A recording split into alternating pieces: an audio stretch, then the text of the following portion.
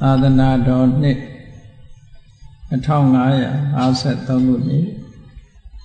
ကောဇာတက္ကရာ1381ခုနှစ်ဘောင်းလာဆန်း10ရက်ရန်ကုန်တိုင်းမင်္ဂလာဒုံမြို့နယ်ထောက်ချမ်းမြို့ဇိနမအောင်စေတီတော်မြတ်ကြီးဤ46ကြိမ်မြောက်ဗုဒ္ဓပူဇနီယပွဲတော်ဇိနမအောင်စေတီတော်ဂောဘကအဖွဲ့ဤဥဆောင်စီစဉ်မှုဖြင့်ကျင်းပအပ်သောဝေလာမင်းဓမ္မပူဇာအသင်းဤတတိယအကြိမ်မြောက်ဆင်ကျင်းပပြုလုပ်အပ်သည့်အထူးဓမ္မသဘင်အခမ်းအနားဝယ်ဟောကြားအပ်သောအနာမဲ့ရှင်ဘာကုတရားဒေသနာတော်ဒီကနေ့ညဓမ္မသဘင်အခမ်းအနားကိုရှေးဘောတော်သခင်ရှင်တော်မြတ်ဖရာ၏မဟာကရုဏာဂုဏ်ကိုအာယုပြုကာသိကျူးဖက်ဆိုအပ်သောဝန္ဒနာပနာမအာတိတဂါထာကိုရွတ်ဆိုပူဇော်ခြင်းဖြင့်စတင်ကြရအောင်ယောကပဂောတိဟိပိယပမေယံကာလံကရွန်တောတိဒုက္ခရာနိခေရံကတောလောကဟိတယနာထောနမောမဟာကာရုဏိကတတတယောနာထောဝိနိယမြာစွာတတ္တဝါဤချမ်းသာစီးပွားလိုလားတောင်းတအကုန်ပေါင်းခါသဖြင့်နာထမြညာခြင်းရှင်တော်မြတ်ဖရာသည်ကပ္ပဂောတိဟိပိဂရေကဘာအရေးအတွက်သင်္ချာတို့ဖြင့်တော်လဲအဘယ်မေယံရေအတွက်တိုင်းတာဖော်ပြခြင်းငါမစွမ်းနိုင်ပါသောကာလံလေးအသင်ချေသိမ့်နေကဘာရှိကြသောကာလပတ်လုံး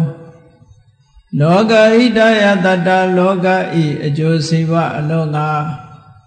အတိဒုက္ခရာနိဥ္စာသက်ချင်လဲအင်္ဂါမေတ္တာကြီးမာသမိသာနှင့်တထာဇနီစွန်ញင်းကြီးဟုကျက်တိထဘွယ်ငါးသွဲအစုအလုံးခဲရင်သောမှုတို့ကိုကရွန်တော်ဘုရားဖြစ်ရန်ရည်တန်ကြိုးကုတ်အာထုတ်တော်မူရသည်ဖြစ်၍ခေရန်လက်ချေမျက်လုံးအသက်ဆုံးလည်းရဲ့နှလုံးစိတ်ဝံကိုရောဤပင်မခြင်းတို့ကတောဘဝဒါနကျိန်ဖန်များစွာရောက်တော်မူခဲ့ရရှာလေပြီမဟာကရုဏီကတတတ္တဝါများယင်ဝေသားကဲ့သို့တနာချစ်ခင်မဟာကရုဏာရှင်ဖြစ်တော်မူသောတသနာထသဝိနည်းများစွာတတ္တဝါဤချမ်းသာစီးပွားလိုလားတောင်းတဂုံပေါင်းခါသဖြင့်နာထမြညာထိုရှင်တော်မြတ်ဖရာအားနမောယုတိပြောင်းပြောမှန်ကိုလျော်၍ကရောယုကျူးရှိခိုးခြင်းသည်အထုဘဝတုစင်စစ်မသွေဖြစ်ပါစေတည်း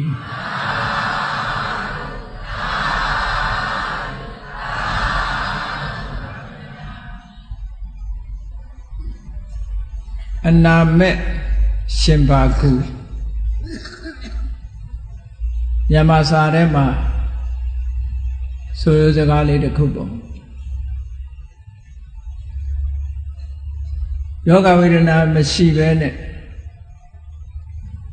ပဂတိကျမ်းမာတဲ့ဘုရားမြတ်စွာလက်ထက်တော်အခါမှာအနာကင်းရှင်ကျမ်းမာခြင်းနဲ့အစဉ်ထာဝရပြည့်စုံတဲ့အရှင်ဘာကုလဆိုတဲ့မထေရမြတ်ဘာကုလသုတ်တံဆိုပြီးတော့ထိုမထေရမြတ်ရဲ့အထုပ်ပတ်ကိုမှတ်တမ်းတင်ထားတာရှိတယ်မြန်မာလူမျိုးတိုင်းလို့ကြားဖို့ရတယ်အနာမဲ့ရှင်ဘာကုဆိုတာကျမ်းမာတဲ့နေရာမှာတော့စန္ဒမူနာထားရောက်လာအောင်ကျမ်းမာရေးကောင်းတယ်ပေါ့လူဘဝရလာတဲ့ပုဂ္ဂိုလ်တိုင်းကျမ်းမာရေးကောင်းကြတာမဟုတ်ဘူးယောဂဝေဒနာရှိကြတာကြီးပဲဒီယောဂနဲ့ကင်းတယ်လို့မရှိကြဘူးသို့သောလူတိုင်းဟာကျမ်းမာခြင်းကြတယ် Đâu này đủ đuôi để khám mà bà nè nấu sạch đấy nè cao ya la số là này nấu sạch chả mà ya la nè cao ya la sự đóng bị để khám mà này về chả mà bà gì số là sự đóng bị để xí nhà mà được nhiều đi đấy là một chả mà gì số là em đang mà gì chi đấy bây giờ được khúc gì đấy bữa nay nhớ sao cô ra đây ngài lẽ Raja Brahma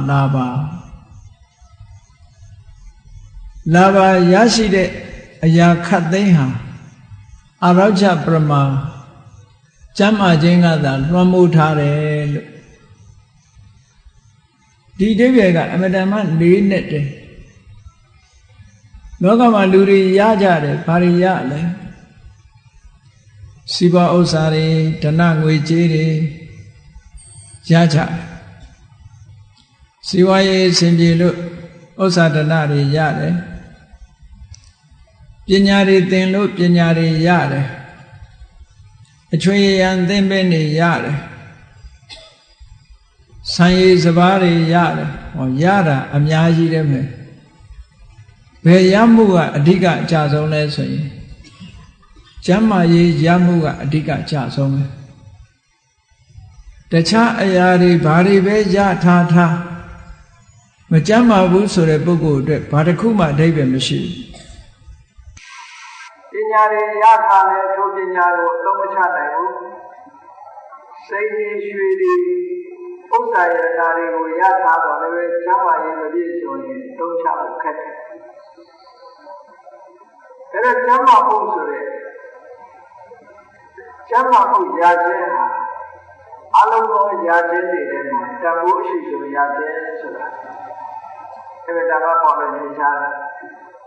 Tu so loka tu de ka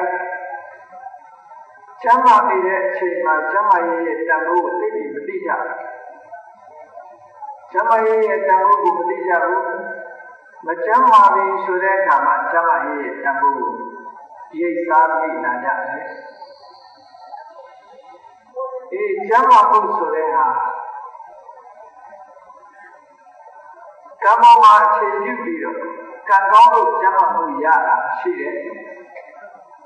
အနေတိုင်းတတ်လို့ကျမ်းမာမှုရတာရှိတယ်ပေါ့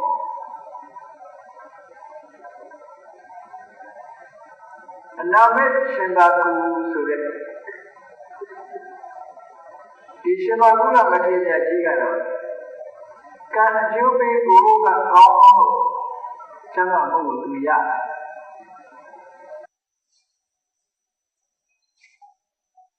အပ္ပပါဒ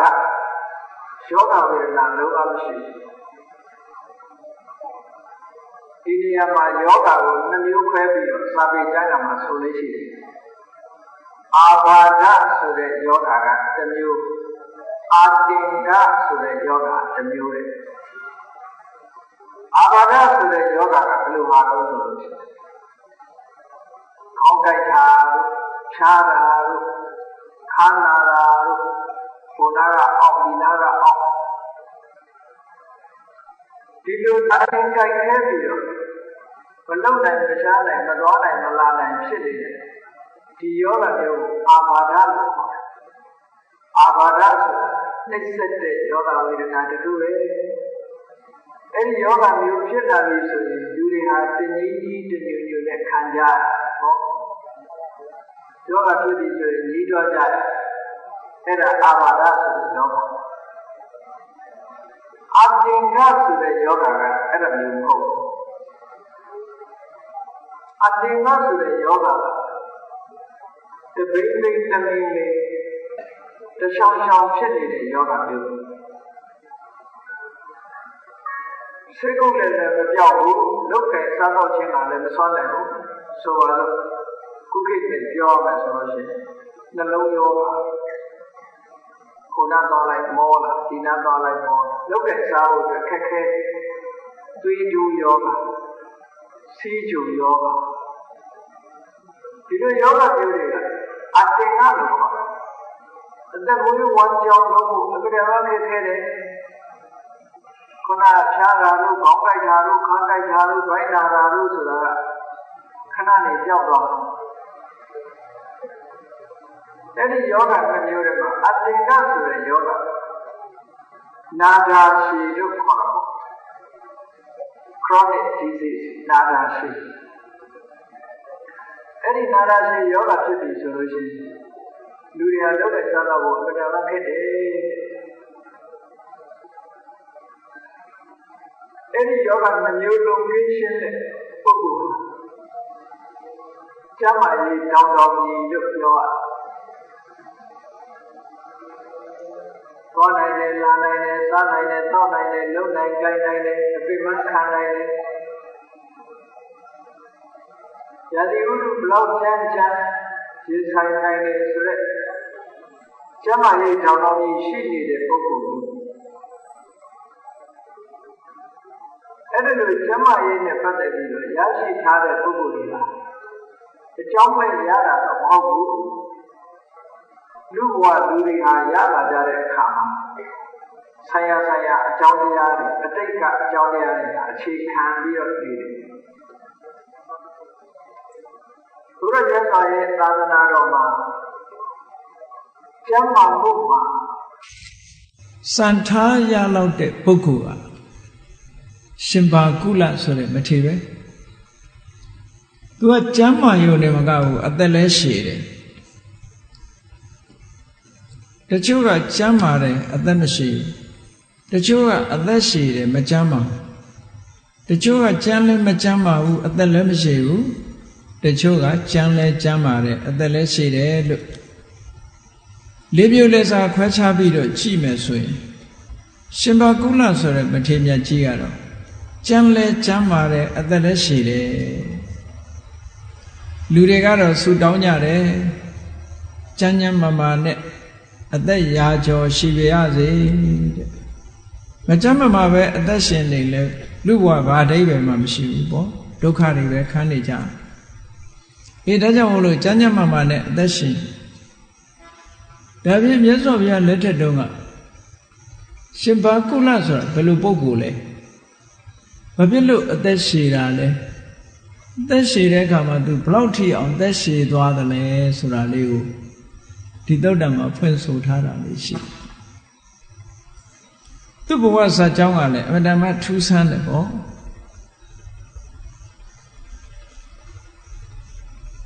ဘာကုလဆိုတဲ့အဓိပ္ပာယ်လေးကမှန်အောင်စလုံးပေါင်းဖို့တော့လိုတယ်မြန်မာတွေကတော့ရှင်ပါကူလို့ပတ်ဆောင်နဲ့ရေးနေကြတယ်ရှင်ပါကူမဟုတ်ဘူးဘာကုလကိုစလုံးပေါင်းတဲ့အခါမှာဘာတစ်ချက်ရေးချပါနောက်ကကုလကာကြီးတစ်ချောင်းငယ်ကုလငယ်လကုလဆိုတာအမျိုးကိုပြောတာဘာဆိုတာကနှစ်ခုဆိုလိုတာကကုလဆိုတာအမျိုးသုံးပုံဒီဟာကုလဆိုတာဟို family ပေါ့ family ဆိုတော့ဗမာလိုပြောအိမ်တော်စုလို့လည်းပြောလို့ရတယ်ရှေးတုန်းကတော့သူကအမျိုးတွေကကြီးကြစင်ဆက်နေလာတဲ့အခါကျတော့အိမ်ကြီးရာကြီးနဲ့နေကြကုလဆိုတာအုပ်စုကြီးတစ်ခုပဲဆွေမျိုးတွေအုပ်စုကြီးတစ်ခုသူ့မှာဆွေမျိုးသားချင်းတွေအုပ်စုနှစ်ခုရှိတယ်ခုခေတ်လိုပြောမယ်ဆိုရင်အိမ်တော်စုနှစ်ခုကသူ့ကိုကိုးကွယ်အိမ်တော်စုနှစ်ခုနဲ့အမျိုးတော်တယ်လို့ဒီလိုပြောတာเนาะဘာကုလဆိုတာအိမ်တော်စုနှစ်ခုရဲ့သားဖြစ်တယ်အိမ်တော်စုတစ်ခုတည်းကမွေးတာမဟုတ်ဘူးအိမ်တော်စုနှစ်ခုရဲ့သားအခုခေတ်မှာဆိုရင်တော့ဒီလိုအိမ်တော်စုနှစ်ခုကနေပြီးကျင်းဝေးဆောင်ရှောက်တဲ့ပုဂ္ဂိုလ်ရှိကောင်းရှိနိုင်တယ်ပေါ့လေတကယ့်ကိုမွေးတဲ့အမေရဲ့အိမ်တော်စုကတစ်ခုမွေးစားမိဘရဲ့အိမ်တော်စုကတစ်ခုဆိုလို့ရှိရင်အမေရင်အိမ်တော်စုကတစ်ခုမွေးစားမိခင်မိဘရဲ့အိမ်တော်စုကတစ်ခုဆိုရင်အိမ်တော်စုနှစ်ခုမဖြစ်ဘူးလားအဲ့ဒါလို့ရှင်ဘာကုလမှာလည်းပဲအိမ်တော်စုနှစ်ခုရဲ့အမွေခံသားသမီးဖြစ်လို့သူ့ကိုဘာကုလလို့ခေါ်တာနော်ဘာဆိုတဲ့အဓိပ္ပာယ်ကနှစ်ခုလို့အဓိပ္ပာယ်ရတယ်ကုလကအိမ်တော်စု အိမ်တော်စုနှစ်ခုကနေပြီးအမွေခံရတဲ့ပုဂ္ဂိုလ်လို့သူ့ဘဝကလည်းအမှန်တမ်းဆန်းကျင်ခဲ့တယ်သူကကောသမိပြည်သားကောသမိပြည်ဆိုတာဒီကနေ့အိန္ဒိယနိုင်ငံအလ္လာဟ်ဘတ်မြို့နားမှာရှိတယ်အလ္လာဟ်ဘတ်မြို့ဟာကောသမိမြို့လို့ဒီလိုဆိုတယ်ပေါ့အဲ့ဒီမြို့နားမှာဂေါတိတရမဆိုတဲ့ကျောင်းရှိတယ်ဂေါတိတယုံကျောင်းရဲ့ဒီဘက်ကိုလာလိုက်တဲ့အခါကျတော့ယမုနာတို့ခင်္ဃာတို့ဆုံတဲ့မြစ်ဆုံကြီးတစ်ခုရှိတယ်ပေါ့အဲ့ဒီမှာအလ္လာဟ်ဘတ်ဒီကနေ့အခေါ်မှာအလ္လာဟ်ဘတ်လို့ခေါ်တဲ့ဒီကောသမိမြို့ကြီးမှာသူကမွေးတာအဲ့ဒီမြို့ကမြစ်ဆုံမှာရှိတယ်ခင်္ဃာတို့ယမုနာတို့ဆုံတဲ့မြစ်အဲ့ဒီမြစ်ဆုံမှာရှိတဲ့မြို့မှာသူကမွေးဖွားတာတာမန်အမျိုးကမွေးဖွားတာမဟုတ်ဘူးကောသမိမြို့မှာစိစိမ်ဥစ္စာအမတန်ချမ်းသာတဲ့တထေးမျိုးကသူမွေးတာရှင်းတော့ကတော့အိမ်ဒီမှာရေချိုးကန်းနေပါတယ်လည်းသိရှိဖို့မပေါ်ပါဘူးမြစ်ကိုဆင်းပြီးတော့ရေချိုးလေးရှိကြတာရှင်းတော့ဒါဘုရှင်ပါကုလရဲ့အလောင်းကလေးသူငယ်လေးမွေးဖွားလာတဲ့အခါမွေးဖွားပြီး9 ရက်မြောက်နေ့မှာခင်္ဃာမြစ်မှာသွားပြီးတော့ကလေးလေးကိုရေချိုးပေးကြကလေးလေးရဲ့အထိန်အရတွေနဲ့ရေသွားချိုးကြတယ်ပေါ့တထေးကြောကတော့ပါမယ်မထင်ဘူးအထိန်တွေအရတွေကကလေးလေးကိုခြိပိုးပြီးတော့မြစ်ရေမှာရေချိုးတာ9 ရက်သားကလေးဆိုတော့စဉ်းစားတာကြည့်ပေါ့တကယ်ငယ်ငယ်လေးအဲ့လိုရေထဲမှာနှစ်လိုက်ရေချိုးပေးလိုက်လုံနေတဲ့အချိန်မှာကလေးငယ်လေးဆိုတော့သူကအနတ်အသက်ကလည်းမပြောက်သေးဘူးပေါ့ညှိနတ်နတ်အနတ်ကမပြောက်ဘူးအဲ့ဒီအချိန်မှာငါးကြီးတစ်ကောင်ကနေပြီးတော့ဒီကလေးလေးရေချိုးပေးနေတာကလေးလေးကိုမြင်လိုက်တဲ့အခါကျတော့စားစရာလို့ထင်ပြီးတော့ပါဇက်ကြီးဖြဲပြီးအနာနာငါးကြီးကကူးလာပါဇက်ကြီးဟလာတဲ့ငါးကြီးလည်းမြင်ရောကလေးလေးကိုရေချိုးပေးနေတဲ့အမျိုးသမီးတွေကြောက်ပြီးတော့ထွက်ပြေးချင်ကလေးလေးပြစ်ထားခဲ့ပြီးတော့ထွက်ပြေးရေထဲမှာနော်အဲ့ဒီမှာငါးကြီးကအနာနာဘွားကနေရောက်လာပြီးတော့ကလေးလေးကိုဟတ်လိုက်တာငါးပါးစပ်ထဲမှာပါသွားတယ်ပေါ့9 ရက်သားကလေးမှာငါးပါးစပ်ထဲပါသွားတာဘာကြောင့်သူဟာငါးပါးစပ်ထဲပါရတယ်ဆိုတာကိုတော့မသိနိုင်ဘူးအတိတ်အကြောင်းအတွက်ဟောပြောထားတာမရှိဘူးတကယ်တော့လေသူ့ဘဝဟာ9 ရက်သားတဲ့နဲ့ငါးပါးစပ်ထဲ9 ဝန်းနဲ့ရောက်သွားတယ်ရောက်သွားပြီမဲ့လို့ဒီဘာကုလဒီကလေးလေးဟာအဲ့ဒီတုန်းကနာမည်မပေါ်သေးဘူးပေါ့ငါးပါးစပ်ထဲရောက်သွားတဲ့အခါကျတော့သူကလူဘဝဟာနောက်ဆုံးဘဝလို့ပစ္စည်းမဘဝိကလို့ခေါ်တယ်ပစ္စည်းမဆိုတာနောက်ပိတ်ဆုံးဖြစ်တဲ့ဘဝမှာဣကဘဝိကနောက်ဆုံးဘဝမှာမွေးသူတဲ့နောက်ထပ်မမွေးတော့ဘူးဒီပုဂ္ဂိုလ်နောက်ဆုံးဘဝမှာမွေးတဲ့ပုဂ္ဂိုလ်ဆိုလိုတာကယဟန္တာဖြစ်မဲ့ဘဝလို့ဒီလိုပြောလို့အဲ့ဒါကိုပစ္စည်းမဘဝိကပုဂ္ဂိုလ်လို့ဒီလိုခေါ်တယ်အဲ့ဒီလိုပုဂ္ဂိုလ်မျိုးကယဟန္တာဖြစ်ရမယ့်ဘဝမှာဘယ်လိုဘေးအန္တရာယ်ကြုံသိရတယ်လို့မရှိဘူးသူတို့မသိဘူးဆိုတာဘယ်သူကစောင့်ရှောက်လဲဆိုရင်သူတို့ရဲ့ပါရမီကုသိုလ်တွေကစောင့်ရှောက်တယ်နော်အမေတွေဖေတွေကမစောင့်ရှောက်နိုင်ပေမဲ့လို့ပါရမီကုသိုလ်တွေကစောင့်ရှောက်တာငါးပါးစပ်ထဲပါသွားလို့ငါးဝန်းနဲ့ရောက်သွားတဲ့အခါမှာသူ့ဖို့တော့ပကက်ထဲထဲ့သိမ့်လိုက်ရတယ်လို့ပဲဖြစ်သွားပကက်ထဲမှာအိတ်လိုက်သွားလိုက်ရတယ်ငါးရဲ့ဝန်းနဲ့ဆိုတော့ညှိစော်တော့နံမှာပေါ့နော်သို့တော်လည်းငါးဥတွေတို့ဘာတွေတို့ဆိုတာအကင်ကြည့်မယ်ဆိုရင်တော့အီအီဆက်ဆက်ကလေးနေမှာပဲ အဲ့တော့9ရက်ဝမ်းနေဆိုတော့နှွေးနှွေးထွေးထွေးလေးဖြစ်ပြီးသူဘိုက်ထဲမှာ9ရက်ဘိုက်ထဲရောက်သွားဒီကလေးလေးဘိုက်ထဲလည်းရောက်ရောငါးကြီးကမနေနိုင်ဘူးတဲ့သူ့ရင်ဘတ်တွေသူ့ဘိုက်တွေပူလောင်လာကလေးလေးရဲ့အစွမ်းတကူကြောင့်ပူလောင်တာသူကခင်းကမြေကြီးကနေပြီးတော့သူကကူးပြေးလိုက်တာယူဇနာ30တယူဇနာမှာ10မိုင်နဲ့ပဲတွေ့အဲ့ဒါလောက်ဝေးကွာတဲ့ခရီးတစ်ခုကိုကူးပြေးသွားလိုက်တာဘယ်ရောက်သွားတော့ဆိုဗာရာဏသီပြည်ကိုရောက်သွားဗာရာဏသီဆိုတဲ့မြို့ကလည်းပဲခင်းကမြစ်ကမ်းမှာပဲရှိတယ်အေးဗာရာဏသီလို့ခေါ်တာကိုကကြည့်ဘာဆိုတာနှစ်ခုပဲဗာရဏဗာရဏစီအာစီမြစ်နဲ့ခင်းကမြစ်နှစ်ခုဆုံတဲ့နေရာမှာဗာရာဏသီမြို့ရှိအဲ့ဒီမြို့ရောက်သွားတဲ့အခါကျတော့အဲ့ဒီငါးကြီးဟာပိုက်ထဲမှာသွားတိုးမိသွားတန်ဃာသည်တွေပြစ်ထားတဲ့ပိုက်ထဲမှာသွားတိုးတာနဲ့ငါးကြီးကလည်းအမတန်ကြီးတယ်ပေါ့ငါးကြီးဖမ်းမိသွား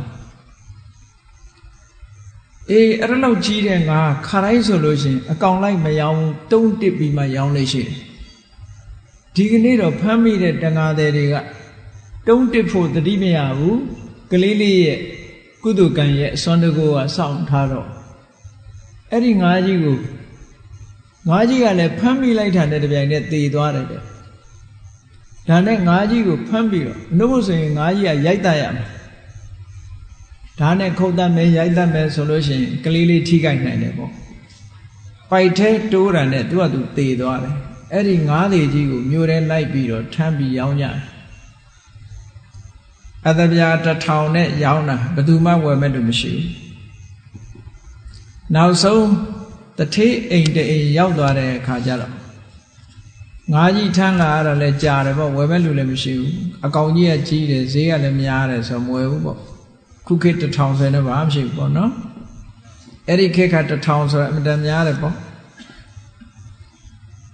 ဒါကြောင့်မလို့အဲ့ဒီငါးကြီးကိုတထေးကတော်ကြီးကဝယ်လိုက်တယ်ဘလောက်နဲ့ဝယ်တစ်ချက်နဲ့ဝယ်လိုက်ငါးကြီးတစ်ကောင်လုံးကိုဈေးချပြီးတော့ရောင်းသွားတာဝယ်မဲ့လူမရှိလို့အေးအဲ့ဒီငါးကြီးလည်းမြင်ရောတထေးကတော်ကဘယ်တော့မှငါးကင်တာမဟုတ်ဘူးအဲ့ဒီနေ့ကျတော့ငါးကြီးမြင်တော့ငါးကြီးကလည်းကြီးလိုက်တာသူ့ကိုယ်တိုင်ခွဲမယ်ဆိုပြီးတော့ဇပွဲကြီးတွေပေါ်တင်ပြီးတော့တထေးကတော်ပဲငါးကင်တတ်မလဲငစိမ့်တယ်မှမဟုတ်တာခါတိုင်းဆိုလို့ရှိရင်ငါးကိုခွဲတဲ့အခါမှာရင်ဘတ်ကစခွဲရဒီကနေ့တော့ငါးဝက်နဲ့မှရှိတဲ့ကလေးလေးရဲ့အစွမ်းတကူကြောင့်ရင်ဘတ်ကိုမခွဲပဲနဲ့တထေးကတော်ကြီးကကြောကနေစခွဲတယ်တဲ့ငါးကြီးရဲ့ကြောကိုခွဲလိုက်တဲ့အခါကျတော့ကလေးလေးကိုဓားတွေပါတယ်မထိဘူးပေါ့အဲ့ဒီမှာခွဲထုတ်လိုက်တဲ့အခါမှာကလေးလေးလည်းတွေ့ရောအော်လိုက်တာတထေးကတော်ကြီးကဟဲ့ငါးဝန်းထဲကကလေးဆိုပြီးတော့တအိမ်လုံးကိုစူးညံသွားတာကလေးလေးကအသက်ရှူနေတယ်အရှင်ကလေးဖြစ်နေတယ်အသက်ရှင်ရဲ့ကလေးလေးတွေးလိုက်တဲ့အခါဝမ်းသာအာရဖြစ်ပြီးတော့တထေးကြီးကချက်ချင်းပဲဘယင်စီအကြောင်းကြားပြီးဘယင်နန်းတော်ကိုယူသွားတယ်တဲ့ဗာရာဏသီဗြဟ္မဏမင်းကြီးစီသွားပြတယ်ပေါ့ပြပြီးတော့အရှင်မင်းကြီးဟောငါးဘိုက်ထဲကကလေးလေးတယောက်ရတယ်ငါးဘိုက်ထဲကကလေးလေးရောက်အိုးဗာရာဏသီတစ်မြို့လုံးဟာအကျော်လေးကအုတ်အော်တောင်းလင်းဖြစ်ပြီးတော့လာကြည့်ကြတာပေါ့ငါးဘိုက်ထဲကကလေးလေးရတယ်တဲ့အရှင်ကလေးတဲ့နဲ့ဆိုပြီးတော့ဘယင်ကြီးသွားပြတော့အေးဘယင်ကြီးက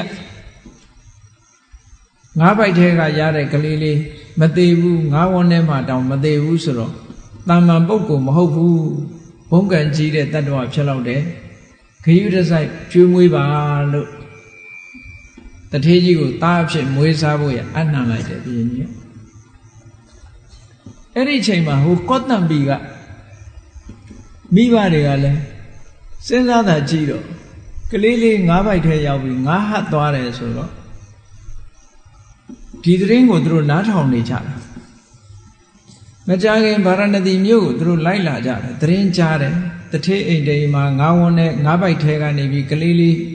တယောက်ရတယ်ဆိုတော့ထိုသားလေးများဖြစ်လာမလားလို့ဆိုမိဘတွေကလိုက်လာကြတယ်လိုက်လာတဲ့အချိန်မှာကလေးလေးကိုဒီကမွေးစားတထေးကြော်ကြီးကပွေ့ချီပြီးတော့နှုတ်ဘူးလေးနဲ့နှုတ်တိုက်ပေါ့အဲ့ဒီချိန်မှာခုနကမိခင်အရင်တို့ကရောက်လာပြီးတော့ဒါတို့သားလေးနေမှာပဲဆိုပြောပြီးတော့ဒီကလေးဘယ်ကရတာတော့လို့မေးတော့ငါးပိုက်ထဲကရငါးပိုက်ထဲကရရင်ဒါကျမကလေးပဲလို့ပြောဟောတထေးကြော်ကြီးကဘယ်နဲ့နင်ကလေးဖြစ်ရမလဲပေါ့ငါတို့ကံကောင်းလို့ငါးပိုက်ထဲကရတာနင်ကလေးမဖြစ်နိုင်မဟုတ်ဘူးကျမတို့ကလေးငါးမျိုးငါးဟတ်သွားငါးပိုက်ငါးတကောင်ကလာပြီးတော့မျိုးသွားတယ်အေးငါးမျိုးတာဒီပြင်ငါးမျိုးတာနေမှာပေါ့ဒီငါးတော့မဟုတ်တော့ဘူးပေါ့ဆိုပြီးတော့အငင်းပွားတဲ့အခါကျတော့အဆုံးဖြတ်ခံမှုဘုရင်ကြီးစီရောက်သွားဘုရင်ကြီးစီရောက်တဲ့အခါကျတော့ဘုရင်ကြီးကဘယ်လိုဆုံးဖြတ်ပေးလိုက်တုံးဆိုမိခင်အရင်ကလည်းပဲဒီကလေးလေးကို6 လလွယ်ပြီးတော့မှ10 လမှမွေးဖွားခဲ့တာဖြစ်တယ်သူ့ကိုလည်းအမေမဟုတ်ဘူးလို့ဆုံးဖြတ်ဖို့မတော်ဘူးငါးဝယ်ပြီးငါးပိုက်ထဲကကလေးရတဲ့ပုဂ္ဂိုလ်ကလည်းပဲဒီပစ္စည်းကသူဝယ်ထားတဲ့ပစ္စည်းဖြစ်လို့သူနဲ့မဆိုင်ဘူးလို့လည်းဆုံးဖြတ်လို့မဖြစ်ဘူးအဲ့ဒီတော့အိမ်တောင်စု2 ခုစလုံးကဒီကလေးလေးကိုပိုင်ဆိုင်စေလို့ဘုရင်ကြီးကချမှတ်လိုက်တာအဲ့ဒါလို့ချမှတ်လိုက်လို့သူ့ကိုဘာကုလာလို့ခေါ်တာနော်အိမ်တော်စု2 ခုကအမွေခံသားသမီးဖြစ်ပိုင်ဆိုင်ခွင့်ရသွားတယ်ဒီကလေးဟာအဲ့ဒါလို့ပိုင်ဆိုင်ခွင့်ရသွားတဲ့စကားကိုအကြောင်းပြုပြီးတော့ဘာကုလတယ်လို့ခေါ်တယ်ဘာကုလအိမ်တော်စု2 ခုရဲ့အမွေခံသားလေးတဲ့အမတန်ထူးဆန်းတဲ့ဘဝတစ်ခုသူဖြတ်တန်းပြီးတော့လားအဲ့တော့သူ့ဘဝမှာဘယ်လိုယက်တိခဲ့ရတော့လို့ဆိုတော့မိသားစု2 ခုကအလွမ်းပြေဒီကလေးလေးကိုအိမ်တော်စု2 ခုလုံးကလည်းအမတန်မှချစ်ကြတယ်သူနေဖို့အိမ်တွေကိုတီးတီးတန်းတန်းလုပ်ပြီးတော့ဟိုမိခင်ရင်ကလည်းပဲတထေးတွေကြီးပဲဆိုတော့ဟိုဘက်ကလည်းတထေးဒီဘက်ကလည်းတထေးသူတို့သတ်မှတ်ကြတယ်ဒီကလေးလေးဟာမိခင်ရင်းစီမှာ4 လနေရမယ်ငါးတဲ့ကနေရထားတယ်ငါးဝယ်လို့ရထားတယ်ပိုင်ဆိုင်တဲ့မွေးစားမိခင်ကထပ်မှာ4 လနေရမယ်4 လတစ်ချိန်4 လတစ်ချိန်ဟိုအိမ်ဒီအိမ်ရွှေ့ပြီးတော့နေရအဲ့ဒီဗာရာဏသီနဲ့ကောသံဘီပေါ့အဲ့ဒီ2 မြို့မှာပြောင်းလဲပြီးတော့သူနေရအဲ့ဒါလို့ခရီးသွားတဲ့အခါမှာကြတော့အဲ့ဒီခေတ်တုန်းကတော့ဇိမ်ခံမော်တော်တွေလည်းမရှိဘူးသင်္ဘောကြီးတွေလည်းမရှိဘူးခုခေတ်လို့ဆိုလို့ရှိရင်တော့ဇိမ်ခံသင်္ဘောကြီးနဲ့သွားမှာပေါ့နော်အဲ့ဒီခေတ်ကတော့ဘာရှိတုံးဆိုလှေကြီး2 စင်းကိုစပ်ပြီးတော့ဖောင်လုပ်ထားအဲ့ဒီလှေကြီးနဲ့ဆန်တက်တယ်စုံဆင်းတယ်လှေကြီး2 စင်းကိုစပ်ပြီးတော့ဖောင်လုပ်ထားအစင်တစားတွေဆင်ပြီးတော့ဒီသူတို့သားလေးဟာကောသမိပြည်မှာ4 လနေလိုက်ဗာရာဏသီပြန်4 လနေလိုက်တဲ့ဟိုမိသားစုကပြုစုဒီမိသားကပြုစုနေသူ့ဘဝမှာလိုလေသေးမရှိအားလုံး2 ဖက်ကနေဖူးဖူးမှုတ်ထားကြတယ်သူ့ဘဝလောက်ချမ်းသာမလဲစဉ်းစားကြည့်ပါသူအိမ်တော်ပြုတယ်ဆိုတာကိုတီးသန့်မပါပေမဲ့လို့သို့တော်လည်းအိမ်တော်ပြုတယ်လို့ပဲမှတ်ရမှာပေါ့အဲ့ဒါလို့စုံကြီးဆန်ကြီးနဲ့အိမ်တော်စု2 ခုရဲ့စီးစိမ်ဥစ္စာတွေကိုခံစားခွင့်ရပြီးတော့ချမ်းချမ်းသာသာနေရတာနှစ်ပေါင်းဘလောက်ကြာသွားတော့ဆိုအနှစ်80အနှစ်80ဆိုအဖိုးကြီးဖြစ်မသွားဘူးလားနော်အသက်80အထိအောင်သူကအဲ့ဒါလို့သွားနေတာဟိုမှာ4 လဒီမှာ4 လဟိုမှာ4 လဒီလိုသွားနေတာအိုးအပိုင်းဝိုင်းကလည်းအမတန်ကြီးဟိုဘက်ကလည်းတထေးမျိုးဒီဘက်ကလည်းတထေးမျိုးသူ့အတွက်အကုန်ကြခံပြီးတော့အကြီးအကျယ်ပျော်ပွဲရှင်ပွဲတွေနဲ့ခရီးသွားတဲ့အခါမှာအဲ့ဒါလောက်ထိအောင်ဇိမ်ကြကြနေကြရတဲ့ပုဂ္ဂိုလ် ဘာကုသိုလ်ကောင်းမှုတွေများသူလုပ်ခဲ့တာတော့ဒါတော့စိန်ကြကြနေရအောင်ကုသိုလ်ကောင်းမှုတွေထူးထူးခြားခြားသူလုပ်ခဲ့တာရှိကိုရှိရမယ်ပေါ့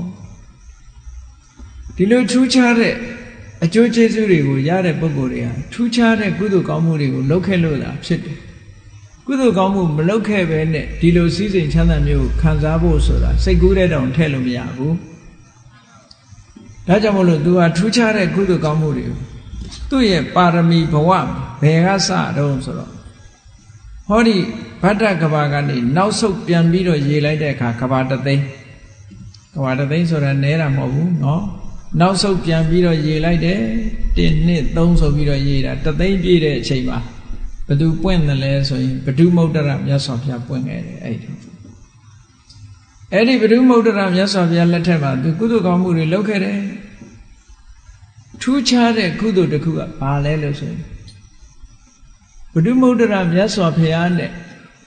ယဟန်တန်ဃာတွေဟာတောအုပ်ကြီးတစ်ခုကိုဖြတ်တန်းသွားတဲ့အချိန်အဲ့ဒီတောအုပ်ကြီးထဲမှာအစိတ်ပင်နေဆိုတာရှိတတ်တယ်တောထဲမှာအစိတ်ပင်နေရှိတယ်တောထဲကသစ်ပင်တွေကအလွန်ထူးဆန်းတာတွေတချို့ဟာတွေအဲ့ဒီအစိတ်ပင်တွေရဲ့အနံ့ကိုရှူမိတာနဲ့လူဟာဒုက္ခရောက်တာတွေလည်းရှိတယ်အစိတ်ပင်ကအပွင့်နေပွင့်လို့ရှိရင်ပိုလန်လို့ခေါ်တယ်အဲ့ဒီဝတ်မုံတွေကပြန့်ပြီးရှူမိလို့ရှိရင်လည်းဒုက္ခရောက်တယ်ဒီကနေ့ခေတ်မှာလည်းရှိတာပဲတောတဲ့ကြီးတွေထဲမှာနော်တချို့အပင်အောက်ကိုဝင်လို့ရှိရင်ဝန်းလျှောတဲ့အဲ့တော့တချို့သစ်ပင်တွေကလည်းသူ့ဟာနဲ့သူစွမ်းရည်တတ်တရှိတာပေါ့စွမ်းရည်တတ်တရှိလို့မှလူတွေကတခါတော့ဆူလန်တဖာတွေတောက်ပြီးတော့တခါတည်းဆေးရုံရောက်တာတွေရှိတာနော်ဆူလန်တဖာတောက်တာလို့ဘိဇက်တောက်တာလို့အတိုင်းတာတစ်ခုရသစ်ပင်တွေရဲ့စွမ်းရည်တတ်တဆိုတာသူ့ဟာနဲ့သူရှိတယ်ဝန်းလျှောတဲ့အပင်သွားစားဝန်းလျှောမှာပဲတချို့အပင်တွေကအနံ့ကလေးနဲ့တည်းပဲသူကိုဒုက္ခပေးတာရှိတယ်ကြည်လေဆရာစီဝကကြီးကမြတ်စွာဘုရားကိုဝန်းနေချုပ်နေလို့ဝန်းနှုတ်ဆေးအနေနဲ့မြတ်စွာဘုရားကိုပေးတာဝန်းနှုတ်ဆေးကတောက်ရတဲ့ဝန်းနှုတ်ဆေးမဟုတ်ဘူးဒီကနေ့ခေတ်ဆေးဆိုင်တွေတောင်မှရှိမှဒီဝန်းနှုတ်ဆေးမျိုးအလွန်ကောင်းနော်ကြပတ်ကလေးပေါ်မှာအဲ့ဒီဆေးလေးတုပ်ပြီးတော့တစ်ချိန်ရှူလို့ရှိရင်အချိန်30သွားတယ်တဲ့နှာခေါင်းလေးနဲ့ရှူရုံပဲဒီကနေ့ခေတ်ရှိရလားရှူတာနဲ့ဝန်းသွားတယ်ဆိုတာမရှိဘူးเนาะဒီနီးစနစ်တွေပျောက်နေတယ်ဟုတ်ကဲ့အဲ့ဒါလို့ဆေးတွေကအမတမအစွမ်းထက်တဲ့ဆေးတွေရှိတတ်တယ်ပေါ့ကတ္တမမြတ်စွာဘုရားနဲ့ယဟန်တန်ဃာတွေတောရန်ကြီးကိုဖြတ်သွားတဲ့အခါကျတော့အစိတ်ပင်နေရာသီဥတုလိုက်ပွင့်လိုက်တာအစိတ်ပင်ကလွင့်လာတဲ့ပိုလန်တွေကဝတ်မုံတွေကြောင့်အဲ့ဒီဝတ်မုံတွေကိုရှုမိရှိုက်မိတဲ့အခါကျတော့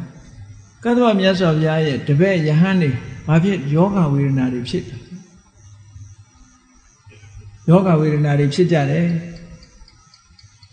ပိုလန်ကြောင့်ဖြစ်တဲ့ယောဂဝေဒနာတွေပေါ့အစိမ့်ငွေတွေရှုမိလို့ဖြစ်တဲ့ယောဂအဲ့ဒါလို့ယဟန်တွေကမကြမ်းမမာတွေအကုန်ဖြစ်ကုန်ကြတဲ့အခါမှာဟိမုဒ္ဒတောင်မှာနေတဲ့ယသိကြီးတစ်ပါးကဆေးအကြောင်းနားလဲတယ်နားလဲတာမို့သူကဆေးတွေဖော်ဆက်ပြီးတော့အဲ့ဒီပိုလန်ယောဂကို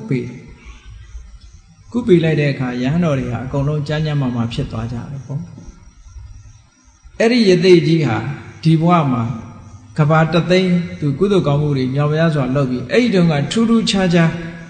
ယဟန်တန်ဃာတွေယောဂပြောင်းအောင်ကုပေးခဲ့လို့ဒီဘဝမှာသူကရှင်ပါကုလလာဖြစ်တယ်ဒီမျိုးသားလာဖြစ်တယ်နောက်တစ်ခါဂျားထဲမှာတော့သူ့ဘဝတွေဇာတ်ကြောင်းတွေကမြုပ်သွားတယ်စာထဲမှာမှတ်တမ်းပါတဲ့ဘဝတစ်ခုကကတ္တဗမြတ်စွာဘုရားလက်ထက်မှာသူဘာလုပ်လဲစိုက်ပျိုးရေးလုပ်တယ်စိုက်ပျိုးရေးလုပ်ပြီးတော့ရလာတဲ့ပထမချိန်ရလာတဲ့ပစ္စည်းဥစ္စာတွေကိုငွေကြေးဒနာတွေကိုယဟန်တန်ဃာတွေအတွက်မီတင်ကုတ်ဆိုတာရှေးတုန်းကတော့ကျမ်းမာရေးအတွက်အသုံးပြုတယ် meeting ကိုဟိုချွေးလေးပါလေးထွက်အောင်မီးတွေပါလေးလှုံပြီးတဲ့ခါကြတော့မှခုနရေချိုးတာတို့ရေချိုးပြီးမီးလုံတာတို့ဆိုတဲ့ကျမ်းမာရေးအတွက်အဲ့ဒီလို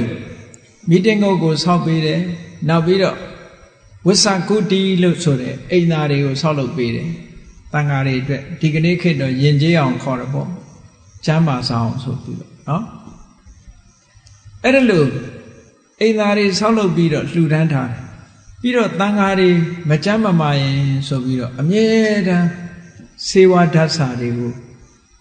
အမြဲတမ်းထားပြီးတော့လှူဒန်းပေးတယ်တဲ့ဒါကသဗ္ဗမြတ်စွာဘုရားလက်ထက်မှာသူလုပ်ခဲ့တဲ့ကုသိုလ်တစ်ခုပဲအေးဂေါရမမြတ်စွာဘုရားလက်ထက်ရောက်လာတဲ့အခါကျတော့သူဟာဒီအမျိုးသားလာဖြစ်တယ်ဒီမျိုးသားလာဖြစ်တယ်ဘလောက်ပဲသေဖို့ကံကြုံကြုံမသေးဘူးသူ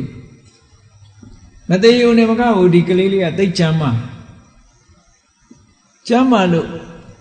သူဟာစုံကြီးဆန်းကြီးကောတံမီသွားလိုက်ဗာရဏသီစုံလာခဲ့ကောတံမီဆန်တက်လိုက်တဲ့နှစ်ပေါင်း80ကြာအောင်သူဟာ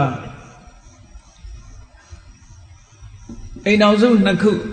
တထေးအိမ်တော်စုနှစ်ခုရဲ့စိစိမ်ဥစ္စာတွေကိုခံစားပြီးတော့ချမ်းချမ်းသာသာကြီးနေလာတာ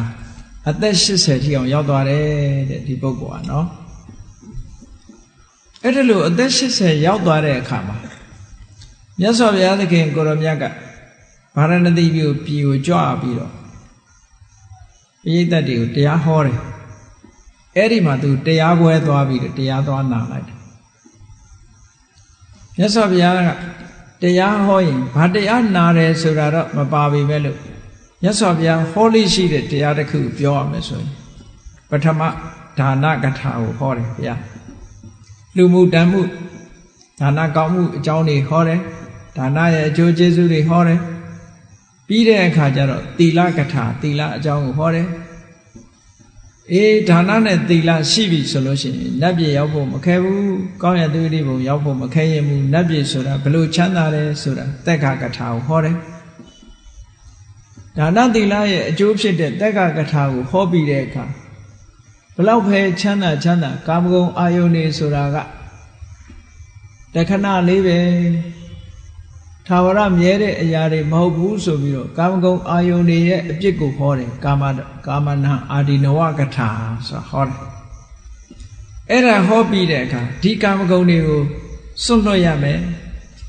စွန့်လွတ်ပြီးတော့တရားဓမ္မကျင့်ရမယ်နိက္ခမ္မေအာနိတန္တကထာဆိုတာ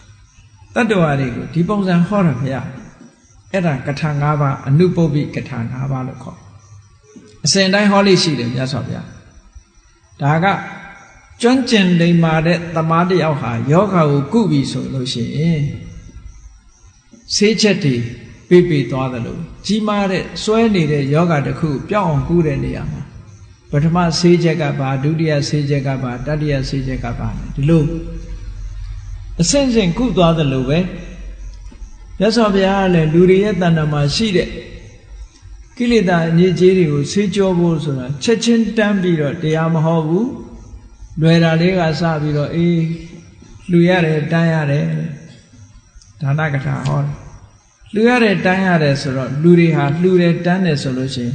ဘာကိုပယ်တတ်တာတော့ဆိုလောဘကိုပယ်ကြတာပဲမလှူရဲ့မတန်းရဲ့ဆိုရင်လောဘတွေမဖြစ်ပေဘူးလားမစ္စရိယဆိုတဲ့တရားတွေဖြစ်တယ်အဲ့ဒီလောဘတို့မစ္စရိယတို့ကိုယော့ပါသွားအောင်ဒါနကထာဟောတယ်အေးသီလကထာဟောလိုက်တဲ့အခါကျတော့ဒေါသတွေယော့ပါသွားတယ်ဒါနကထာဖြင့်လောဘကိုယော့ချစေတယ်သီလကထာဖြင့်ဒေါသကိုလျှော့ချပေးတယ်သက်္ခကထာဖြင့်ဒါနသီလရှိပြီဆိုလို့ရှိရင်ဟောဒီအမတန်ချမ်းသာတဲ့လူဘုံနတ်ဘုံနတ်ချမ်းသာဆိုတာခံစားနိုင်တယ်ဆိုတာအကျိုးကျေးဇူးကိုဖော်ပြဘလောက်ချမ်းသာတဲ့ဘုံဘဝပဲဖြစ်ဖြစ်မင်းတို့ဒါတွေတွဲမနေနဲ့ကာမဂုဏ်အာယုန်တွေဆိုတာတရင်ကတခဏလေးပဲလို့အပြစ်တွေကိုဟောတာကာမနာအာဒီနောကထာအဲ့ဒီရောက်ရင်မတွေ့ဖို့ဟောတယ်အေးမတွေ့ဘူးဆိုလို့ရှိရင်ကာမဂုဏ်အာယုန်ကိုလွတ်တာဘာခေါ်လဲဆိုရင်နိက္ခမ္မဒါတွေကိုစွန့်လွတ်လိုက်တာကပို့ပြီးတော့ချမ်းသာတယ်လို့နိက္ခမ္မဒုက္ခဟောကျူးပြီးတော့ဟောတာကြတော့နိက္ခမေအာနိတန္တကထာလို့ ဒီလိုကထာ900နဲ့ဟောလိုက်တဲ့အခါလူတွေဟာစိတ်အားတွေတက်ကြွပြီးတော့ကာမဂုဏ်အာယုန်တွေကိုစွန့်လွတ်ခြင်းတဲ့အနေအထားမျိုးတွေ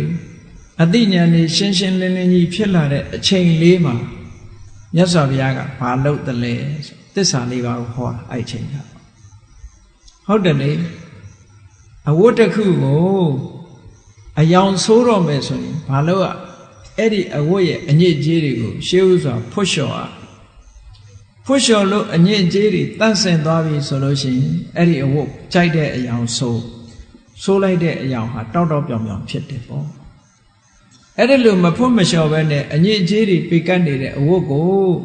ဆေးဆိုးမယ်ဆိုလို့ရှိရင်အယောင်မတောက်နိုင်ဘူးပေါ့အေးမြတ်စွာဘုရားကကထာ9ပါးကိုဟောခြင်းဖြင့်လူရဲ့စိတ်ထဲမှာရှိတဲ့အညစ်အကြေးတွေဒါတွေကိုဖယ်ရှားပြီးစိတ်အားတွေတက်ကြွလာအောင်လုပ်ပေးတာစိတ်အားတွေတက်ကြွလာပြီဆိုတဲ့အခါကျတော့မှသစ္စာလေးပါးကိုဟောတာဒုက္ခသမုဒယនិရောဓမေဃဆိုတဲ့သစ္စာလေးပါးကိုဟောလိုက်တာသစ္စာလေးပါးဟောလိုက်တဲ့အခါကျတော့ဓမ္မစက္ခုဆိုတဲ့တရားမျက်စိကပွင့်လာအမှန်ကန်နေသိလာဓမ္မစက္ခုဖြစ်လာတယ်ဓမ္မစက္ခုဖြစ်ပုံကိုဓမ္မစကြာမှာဟောထားတာရှိတယ်မို့လားယံကိဉ္စိသမုဒယဓမ္မံတပ္ပန္တံនិရောဓဓမ္မံနဲ့ယံကိဉ္စိသမုဒယဓမ္မံဖြစ်ခြင်းသဘောရှိတဲ့တရားမှန်သမျှတပ္ပန္တံនិရောဓဓမ္မံချုပ်ခြင်းသဘောရှိတယ်ဘယ်ဟာမှမမြဲဘူးလို့ပြောတာအဖြစ်ရှိရင်အပြည့်ရှိပဲဒါကိုပြောတာနော်အဲ့ဒါလို့မြင်တာဟာဓမ္မစက္ခုပဲတရားမျက်စိနဲ့မြင်တဲ့အမြင်သမ္မာပုဂ္ဂိုလ်တွေမမြင်နိုင်ဘူးလို့ပြောတရားမျက်စိရှိမှဒါကိုမြင်အေးမြတ်စွာဘုရားကအဲ့ဒါလို့တရားဟောတာကိုအမတန်ချမ်းသာတဲ့ဘာကုလလို့ဆိုတဲ့တထေးကြီးတထေးသားကြီးအသက်80အရွယ်အဖိုးကြီးလို့ပဲပြောကြပါစို့နော်တရားနာရင်ကသဘောကျသွားပြီးတော့အသက်80မှာဘုန်းကြီးဝတ်တာသူကအသက်80မှာဘုန်းကြီးဝတ်တာအသက်80ဆိုပေမဲ့အဖိုးကြီးအိုးမင်းမင်းကြီးလို့မအောင်မေ့လေနဲ့တန်တုံးမြန်တုံးပဲအသက်80ပဲမဲ့လို့ဟုတ်ကဲ့လားအသက်80ပဲမဲ့လို့ကျမ်းမာတယ်တန်တုံးမြန်တုံးပဲခုခေတ်ဆိုရင်တော့အသက်80ဆိုအဖိုးကြီးဖြစ်နေပြီအေးရှင်ဘာကုလကြတော့ကျမ်းမာရေးအလွန်ကောင်းသည့်အတွက်ကြောင့်ဒီမျိုးသားကြီးကကျမ်းမာတုံဖြစ်သည့်အတွက်ကြောင့်အသက်80မှာဘုန်းကြီးဝတ်တယ်ဘုန်းကြီးဝတ်လိုက်တဲ့အခါမှာသူ့ရဲ့ဂုံကြီးတွေကအမတန်မှတက်လာသူ့ရဲ့ထူးခြားချက်တွေက38မျိုးတောင်ရှိတယ်အဲ့38မျိုးတော့မှတ်နိုင်တယ်ဗျာမှတ်ဖို့ပေါ့ဘာကုလတုတ်တန်ကိုကြည့်ရင်38မျိုးရှိတယ်သူကသာသနာပေါင်းဝင်ပြီးတော့ယဟန်ဝတ်လိုက်တယ်ယဟန်ဝတ်လိုက်တဲ့အခါကျတော့သူ့ရဲ့လူတုံးကတငယ်ချင်းတယောက်ရှိတယ်အလွန်ခင်တဲ့လူအဲ့ဒီလူကဗုဒ္ဓသာသနာထဲမရောက်ဖဲနဲ့အစေလကလို့ဆိုတဲ့အဝတ်မဝတ်တဲ့တက်ကထွန်းနေရဲ့ဘာသာထဲရောက်ပြီးတော့သူကတက်ကထွန်းလှုပ်နေတယ်ပေါ့ဒီကနေ့ခေတ်မှာဆိုလို့ရှိရင်အစေလကအိန္ဒိယနိုင်ငံရောက်ဖူးတဲ့ပုဂ္ဂိုလ်တွေတွေ့ကြလိမ့်မယ်ဂျိန်းဘုန်းကြီးတွေဆိုတာအဝတ်မပါဘူးเนาะအဝတ်မဟုတ်ဘူးဒီတိုင်းပဲမိမွေးတိုင်းဖာမွေးတိုင်းသွားနေတာเนาะအဲ့ဒီအစိလကဆိုတာဒီကနေ့ထိအောင်အိန္ဒိယနိုင်ငံမှာရှိတော့မယ်သူတို့ကိုးကွယ်တဲ့လူတွေကလည်းရှိတော့မယ်ရှိတယ်ရုပ်တုကြီးတွေလည်းကိုးကွယ်တယ်ဘုန်းကြီးလူအစ်စ်တွေလည်းရှိသေးတယ်အေးသူ့တန်ငယ်ချင်းအစိလကကြီးကတနေ့တော့သူ့စီလားလဲတယ်ပေါ့လားလဲပြီးတော့စကားစမြည်ပြောရင်းနဲ့ဘာမေးတယ်လို့ဆိုတော့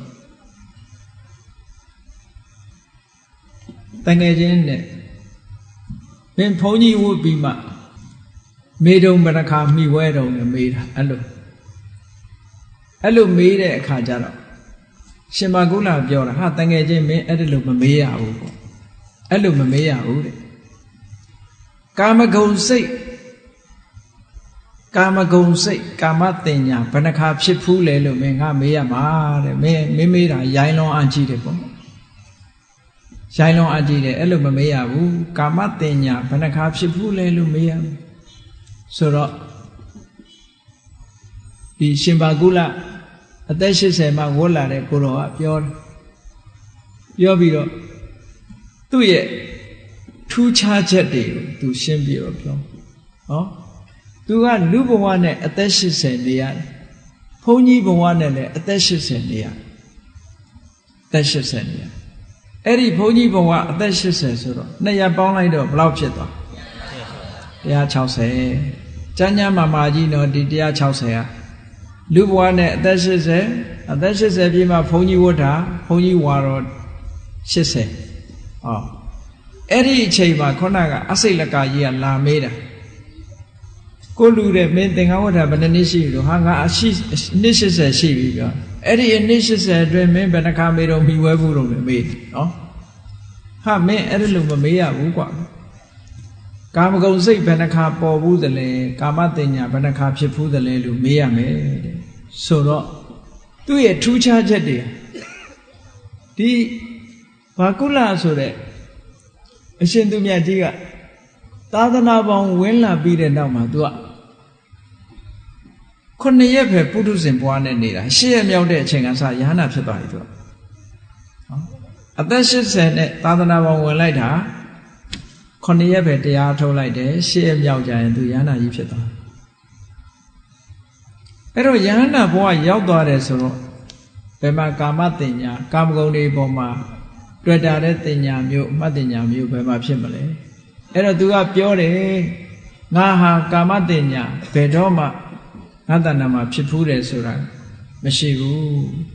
အဲ့ဒါဟာလည်းပဲသူ့ရဲ့ထူးခြားချက်တစ်ခုပဲဟုတ်ကဲ့ကာမတင်ညာတင်လားလို့ဆိုမဟုတ်ဘူးတဲ့ဗျာပါဒတင်ညာဘုသူဖြင့်စိတ်ဆိုးတယ်ဘုသူဖြင့်မုန်းတယ်ဘုန်းကြီးတို့တွေရောမရှိဘူးလားမုန်းစရာကောင်းလိုက်တာကိုမကြိုက်တဲ့ဟာနဲ့တွေ့လို့ရှင်လူတွေ့ရင်လည်းပဲအမြင်ကတ်တဲ့လူတို့ဒေါသတွေမဖြစ်ကြဘူးလားအေးရှင်ပါကုလမထေရကြီးကတော့အနှစ်80အတွင်းမှာသူကမုန်းတယ်ဆိုတာလည်းတစ်ခါမရှိဘူးစိတ်ထဲမှာမုန်းတယ်လူမမုန်းရင်ရှင်တို့ကြဘိုးတို့မုန်းကြတယ်လေလူတွေကဟုတ်လားအဲ့ဒါလို့မုန်းတာဆိုတာတခုမှမရှိဘူးတဲ့သူတန်ဒါဒုတိယထူးခြားချက်ပဲနောက်ထူးခြားချက်တစ်ခုကဘာတော့ဆိုလို့ရှိရင်ဘသူဖြင့်ရိုက်ချင်တယ်ဘသူဖြင့်နှက်ချင်တယ်တပ်ဖြတ်ညှင်းဆဲချင်တယ်ဆိုတာမျိုးသူ့စိတ်ထဲမှာတစ်ခါမှမပေါ်ဘူးဝိဟိတတင်ညာဆိုတာမရှိဘူးလို့ဒီလိုပြောဒါထူးခြားချက်တစ်ခုနောက်ထူးခြားချက်တွေကဘာတော့ဆိုရင်ကာမဂုဏ်အာယုန်တွေခံစားလို့တဲ့အတွေ့သူဘယ်တော့မှမတွေ့ဘူးတဲ့နှစ်80အတွင်းမုန်းတီးတဲ့အတွေ့တွေလည်းဘယ်တော့မှမတွေ့ဘူးတဲ့သူတစ်ပါးကိုညှင်းဆဲလို့တဲ့အတွေ့တွေလည်းဘယ်တော့မှမတွေ့ဘူးတဲ့အဲ့ဒီအတွေ့မျိုးဟာသူဘယ်တော့မှမသိဘူးတဲ့အတွေ့တွေဆိုတော့အလုံးပေါင်းလိုက်တဲ့အခါသူ့ရဲ့အံ့ဩစရာအချက်တွေက6မျိုးတောင်ဖြစ်သွားတယ်ဟုတ်ကဲ့လားခုနှစ်ခုမြောက်အံ့ဩစရာကတော့သူကဘာတော့ဆိုလို့သူကဒကာဒကမတွေကလှူတဲ့ဒကာဒကမတွေကကိုတိလက်ရောက်လာလှူတဲ့ဂါပတိစီဝရဆိုတဲ့သင်္ကန်းမျိုးကိုသူဘယ်တော့မှမဟုတ်ဘူးတဲ့ဆိုလိုတာကပန္နကုသင်္ကန်းလို့ဟာမျိုးပေါ့သူ့ကိုလှူထားတဲ့ပန္နကုသင်္ကန်းလို့ဟာမျိုးပန္နကုပြစ်ထားတဲ့သင်္ကန်းမျိုးဂါပတိစီဝရဆိုတာဝါဆိုခါမှာဆိုရင်ဝါဆိုသင်္ကန်းကတ်ကြတယ်ကထိန်ခေတ်ဆိုကထိန်သင်္ကန်းကတ်ကြတယ်အဲ့ဒီလိုသင်္ကန်းမျိုးသူမိုးဖူးတဲ့လက်မခံဘူးလို့ပြောတယ်အဲ့တော့သူ့ဒါဖြင့်သင်္ကန်းဘယ်ဟာရနေတုံးလို့ဆိုသူ့ရဲ့သားသမီးမြေးမြစ်တွေကကောင်းပေညွန့်ပေဆိုတဲ့အထည်တွေနဲ့ချုပ်ပြီးတော့နန္တာအုပ်ကြီးထဲမှာထည့်မွေးကြိုင်နေအောင်လုပ်ပြီးတဲ့အခါသူရေချိုးနေပြီဆိုရင်အပြင်နားမှာလာထားတာအဲ့ဒါရေချိုးပြီးတာနဲ့တပြိုင်နက်အဲ့ကသင်္ကန်းကိုဝတ်သွားအဟောင်းကသူများယူသွားကြတယ် အဲ့ဒါလိုနီးနဲ့သူကနှစ်ပေါင်း80နေလာတာလောက်ချမ်းသာတယ်ဆိုတာကြည့်နော်4 လတစ်ခါ4 လတစ်ခါသူကသင်္ကန်းအသစ်ဝတ်တယ်လာပြီးတော့ပို့ထားကြတချို့ကလည်း4 လမဟုတ်ပါဘူးတဲ့2 ပတ်တစ်ခါပို့ပါတယ်လို့ဒီလိုအဆိုလဲရှိတယ်ဒါကအမတန်ထူးခြားတာအတောကမင်းကြီးလက်ထက်ကတော့နိဂျောဒတာမဏေဆိုတာအတောကမင်းကြီးကိုဘုရားဘာသာဖြစ်သွားအောင်တရားဟောတဲ့ကိုရင်လေးသူနဲ့ပတ်သက်ပြီးတော့ဘုရားဘာသာဖြစ်သွားတာအတောကမင်းကြီးကအဲ့ဒီအတောကမင်းကြီးကဒီနိဂျောဒတာမဏေလေးကိုနောက်ကြတော့ယဟန်ဖြစ်သွားတာပေါ့လေအဲ့ဒီကိုတော်ကိုသူကသင်္ကန်းမနဲ့တစ်ခါလှူတယ်နေ့လယ်တစ်ခါလှူတယ်ညနေတစ်ခါလှူတယ်အဲ့တော့သူကတစ်နေ့ကို3 ချိန်သင်္ကန်းလဲတယ်မနေ့မှာသင်္ကန်းတစ်ထည်ဝတ်ရတယ်နေ့လယ်မှာသင်္ကန်းတစ်ထည်လဲဝတ်တယ်ညကြတော့သင်္ကန်းတစ်ထည်လဲဝတ်တယ်တစ်နေ့3 ချိန်သင်္ကန်းသူ့ဘုံကံကတစ်မျိုးပေါ့နော်အဲ့ဒါလိုပဲနောက်ထူးခြားတဲ့အချက်တွေကဘာတွေတုံးဆိုလို့ရှိရင်ဒီရှင်ဘာကုလမထေရမြတ်ကြီးကသူ့ကိုယ်သူဘယ်တော့မှသူ့ကိုယ်တိုင်ဘယ်တော့မှသင်္ကန်းကိုဖြတ်ပြီးတော့ညှပ်ပြီးတော့ချုပ်ရတာမျိုးမရှိဘူးတဲ့အစင်းစင်းချုပ်ပြီးသားသင်္ကန်းပဲဝတ်တယ်ပေါ့သူကိုယ်တိုင်သင်္ကန်းဖြတ်သင်္ကန်းစားကိုဖြတ်ထားမရှိဘူးသူကိုယ်တိုင်သင်္ကန်းကိုချုပ်ထားမရှိဘူးအဲ့နဲ့သူကိုယ်တိုင်ဆေးဆိုးပြီးတော့ဝတ်ရတာမရှိဘူးသူကိုယ်တိုင်သင်္ကန်းချုပ်တဲ့ကားပေါင်ချက်ကြီးတွေမှာသင်္ကန်းတည်ပြီးတော့ချုပ်တာမရှိဘူးတဲ့သင်္ကန်းချုပ်တဲ့အတိုင်းအတာကားပေါင်ချက်ကြီးတွေကိုကထိနာလို့ခေါ်တာကထိနာဆိုတဲ့စကားကအဲ့ဒါကလာတာဘုန်းကြီးတွေဝတ်တဲ့သင်္ကန်းကိုပုံစံကြအောင်ပြင်ချက်နဲ့လှုပ်ထားတဲ့ကားပေါင်ချက်ကြီးတွေရှိတယ်အဲ့ဒီကားပေါင်ချက်ကြီးတွေနဲ့တိုင်းပြီးတော့သင်္ကန်းကိုချုပ်တယ်အခုခေတ်နဲ့ကတော့စက်နဲ့ချုပ်တာရှေးတုန်းကတော့လက်နဲ့ချုပ်ရတာအဲ့တော့သူကိုယ်တိုင်သင်္ကန်းကိုဘယ်တော့မှချုပ်ဝတ်တာမျိုးမရှိဘူးတဲ့နောက်တစ်ခုကသင်္ကန်းချုပ်ဖို့လေသူစီမံခဲ့တာတစ်ခါမှမရှိဘူးဆိုလိုတာကတော့သူကအလုတ်ရှုပ်တဲ့အလုတ်တစ်ခုမှမလုပ်ဘူးလို့ဆိုလိုတယ်မလုပ်เสียမလုပ်ရှေးတုန်းကဆိုလို့ရှိရင်မြတ်စွာဘုရားတောင်မှပဲသူသင်္ကန်းသူလျှော်ရတာရှိသေးတယ်ဟုတ်ကလားဘာသူကိုသင်္ကန်းကတ်တယ်ဘုရားကိုယ်တိုင်သူကသူလျှော်တယ်ဖွတ်တယ်ဟောတခါတရံရှင်အာနန္ဒာတို့ကမြတ်စွာဘုရားသင်္ကန်းကိုချုပ်ပေးကြရတယ်ကိုယ်တိုင်ချုပ်ကြရတာသင်္ကန်းတစ်ထည်ချုပ်ဖြစ်လာဘူးလားရှေးတုန်းကအခုလို ready made သင်္ကန်းဆိုတာမရှိဘူးပိတ်အုပ်တွေပဲပိတ်အုပ်တွေကိုသင်္ကန်းချုပ်ပြီးတဲ့အခါကျတော့ဆိုးရတယ်အမတန်မှဘုန်းကြီးတို့ငယ်ငယ်တုန်းကတောင်မှပဲသင်္ကန်းအတော်စိတ်ပြည့်စရာကောင်းတာအဲ့ဒီတုန်းကနော်တခါတရံသင်္ကန်းကကျွတ်လိုက်လို့ရှိရင်တခါတည်းလူကိုနီးနေတာပဲသင်္ကန်းရောင်တွေကစောပြီးတော့သင်္ကန်းတွေကအမတန်ကျွတ်တယ်ရှေးတုန်းကတချို့သင်္ကန်းကြတော့လေဟော်လန်သင်္ကန်းဆိုတော့ဝါထိန်နေတယ်ငယ်ငယ်တုန်းကရှိတာဝတ်ထားဆိုတော့အဲ့ဒီဝါထိန်နေတဲ့သင်္ကန်းကိုဝတ်ပြီးတော့ဥပိ္ပဇေဆရာဖြစ်တဲ့ဆရာတော်ကြီးကိုတွဲသွားတဲ့အခါကျတော့ဆရာတော်ကြီးကဘာပြောတော့ဆိုမင်းသင်္ကန်းကလည်းကလမစာရီကြနေတာပဲတဲ့ဝါထိန်နေတယ်လို့ပြောခံရဘူးလေမရရလေးသင်္ကန်းဝတ်ပြီဆိုရင်အလွန်စိတ်ညစ်ရတယ်လက်ဖွားတွေလည်းနီလို့တကိုယ်လုံးလည်းနီလို့သင်္ကန်းကကျွတ်တာမျက်နှာသုတ်ဘွားတွေလည်းအကုန်နီးကုန်တာအဖြူရောင်မှန်သမျှလက်ကင်ဘွားတွေလည်းအကုန်နီးကုန်တာစွဲကုန်တာပေါ့ခုခေတ်တော့တော်တော်ဟန်ကြသွားတယ် ready made တွေလည်းပေါ်လာတယ်မကျွတ်တဲ့သင်္ကန်းတွေလည်းပေါ်လာတယ်ဆိုတော့ခုခေတ်တော်တော်လေးကိုတက်တာရှိတယ်ငယ်ငယ်တုန်းကသင်္ကန်းကျွတ်ရုံနဲ့မကဘူးတွန့်သေးတယ်အဲ့တော့တွန့်တာကိုသင်္ကန်းလိပ်ပြီးတော့မိဖို့နဲ့မိဘူးတိုက်တာမဟုတ်ဘူးသင်္ကန်းဖွတ်တဲ့အခါမှာပြင်ကြကြီးပေါ်မှာတင်ပြီးတော့လက်ရတာသင်္ကန်းကိုဖွတ်ရင်းလျှော်ရင်းကနေပြီးတော့အလိပ်အတွန့်နေပြေအောင်လက်ရအဲ့ဒီခေတ်ကိုမှီခဲ့သေးတယ်ဟောသင်္ကန်းနဲ့ပတ်သက်တဲ့ဒုက္ခတွေဘယ်တော့မှမကြုံရဘူးတဲ့ဒီပုဂ္ဂိုလ်ကနောက်တစ်ခုကဘာလဲလို့ဆိုလို့ရှိရင်ဘယ်တော့မှတရားဓမ္မတွေကပင့်နာဖိတ်တာကိုသူဘယ်တော့မှမလိုက်ဘူးဒါလည်းသူ့ရဲ့ထူးခြားချက်ဘုန်းကြီးဆိုတာဆောင်းသားပင့်ရင်အာနာရနဲ့လိုက်နေရတာရှိသေးတယ်နော်သူကတော့ဘယ်တော့မှလက်မခံဘူးတဲ့ပင့်နာဖိတ်တာနောက်တစ်ခုကလည်းသူ သူစိတ်ထဲမှာလဲငါ့ကိုဆွမ်းစားပင့်ပါစေဆိုတဲ့စိတ်လဲတစ်ခါမှမပေါ်ဘူးတဲ့ငါ့ကိုဆွမ်းစားပင့်ရင်ကောင်းမှာပဲဆိုတာလဲတစ်ခါမှမပေါ်ဘူးတဲ့နောက်တစ်ခါရွာထဲမှာဘယ်တော့မှလည်းသူထိုင်ပြီးတော့မနေဘူးတဲ့ဘုန်းကြီးဝတ်လာကြတဲ့ရွာထဲမှာရွာထဲကအိမ်ပေါ်မှာထိုင်နေဆိုတာတစ်ခါမှမရှိဘူးတဲ့ရွာထဲမှာလည်းပဲတစ်ခါမှဆွမ်းမစားဘူးတဲ့ဒါသူ့ရဲ့ထူးခြားချက်တွေနောက်တစ်ခုထူးခြားချက်ကတော့သူအမျိုးသမီးကိုမျက်လုံးတို့မျက်ခုံးတို့လက်ခြေတို့ဘယ်တော့မှသူကြည့်ဘူးတယ်လို့မရှိဘူးတဲ့ဘုန်းကြီးဖြစ်လာမှပြောတာနော်ဘုန်းကြီးဖြစ်လာပြီးတဲ့နောက်မှာအမျိုးသမီးတယောက်ကိုဘယ်တော့မှမကြည့်ဘူးလို့ဆိုလို့တယ်သူနော်ကြည့်တာမျိုးမရှိဘူးတဲ့နောက်တစ်ခု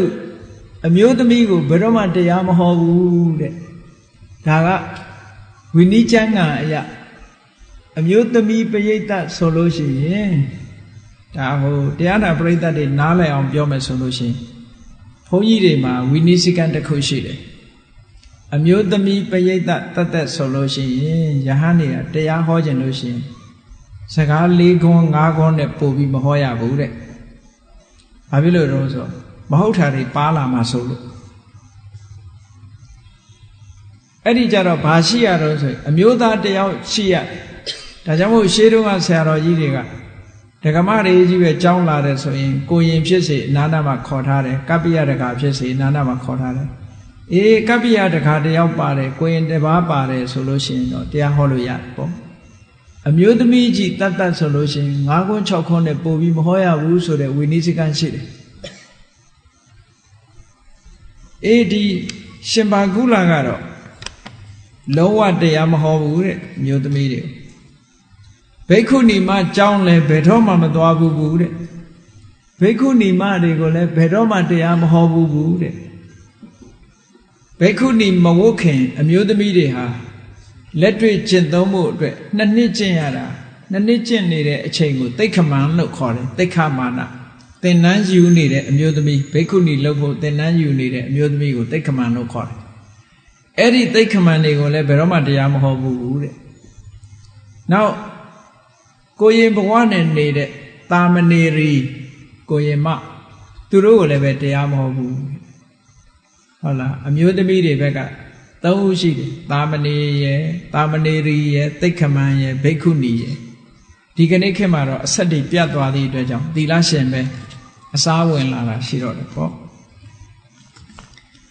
နောက်တစ်ခုကဘာတော့ဆိုလို့ရှိရင်ဘယ်ရှင်လောင်းကိုမှလည်းသူရှင်ပြုမပေးဘူးတဲ့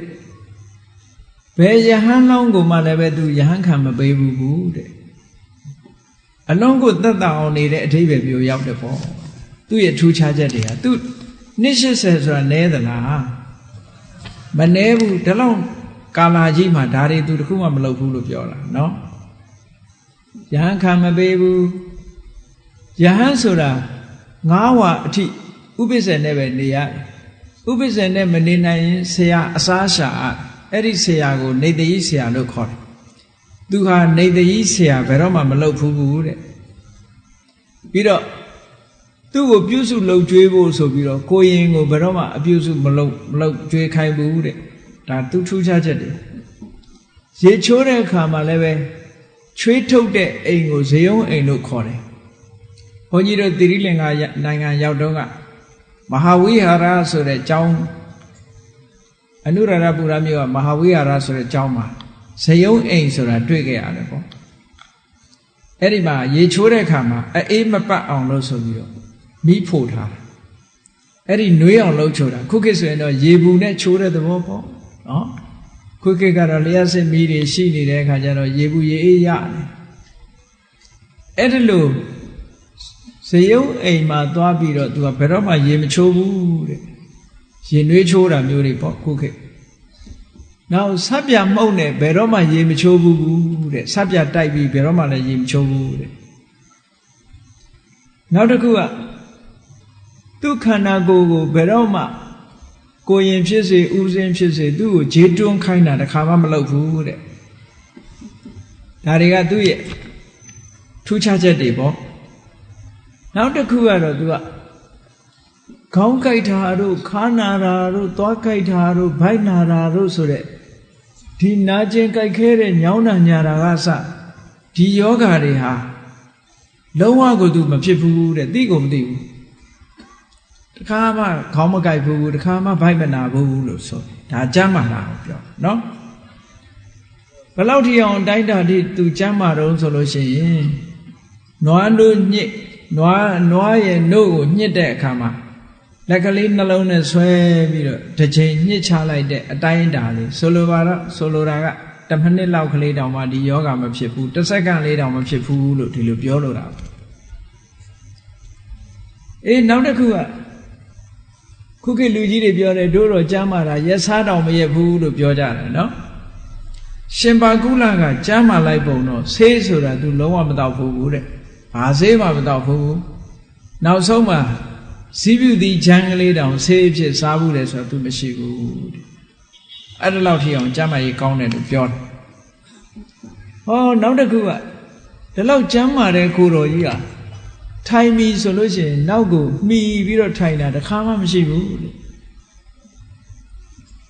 ဒီတိုင်းပဲမတ်မတ်လေးပဲထိုင်တယ်အဲ့ဒါတည်းမကဘူး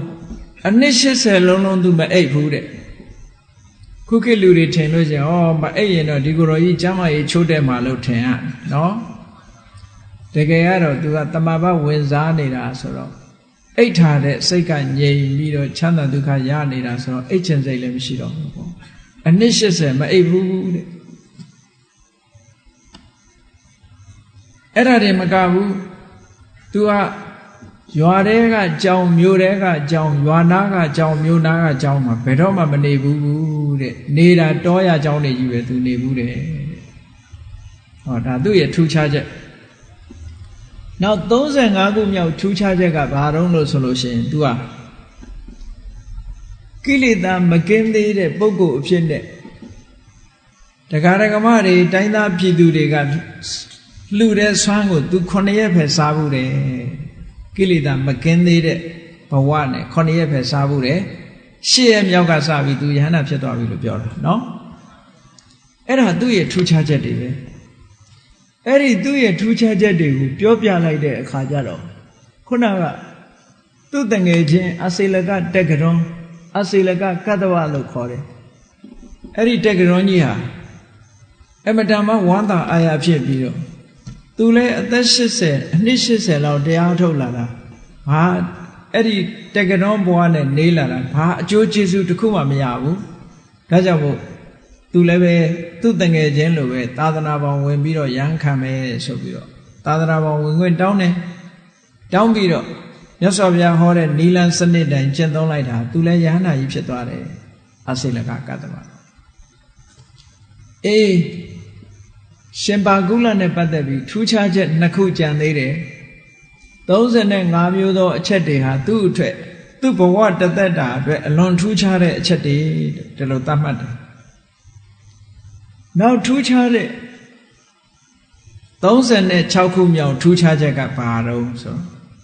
သူအသက်80ယဟန်ဘဝနဲ့ဝါ80ရတဲ့နေ့မှာကျောင်းတကလှည့်ပြီးတော့သူကနှိုးဆော်တယ်ကိုတော်တို့ထွက်ကြဒီကနေ့တပည့်တော်ပြိဋိဘံဆန်တော့မယ်လို့လိုက်ပြောဆိုလိုတာကတော့ပြောတာဒီကနေ့ငါသေးမယ်လာကြည့်ကြလို့ပြောတာဟုတ်ကဲ့လားပြောရဲလားအဲ့ဒါလို့လူတွေကခုခေတ်လူတွေတော့ပြောရင်ဟဲ့နမိတ်မရှိနမမရှိဘူးနော်ရှင်မကုလကတော့ကျောင်းတကလှည့်ပြီးတော့ကိုတော်တို့ထွက်ကြဒီကနေ့တပည့်တော်ပြိဋိဘံဆန်တော့ပြိဋိဘံဆန်တယ်ဆိုတော့ तू သေမယ်လို့ပြောတာဒီနေ့နော်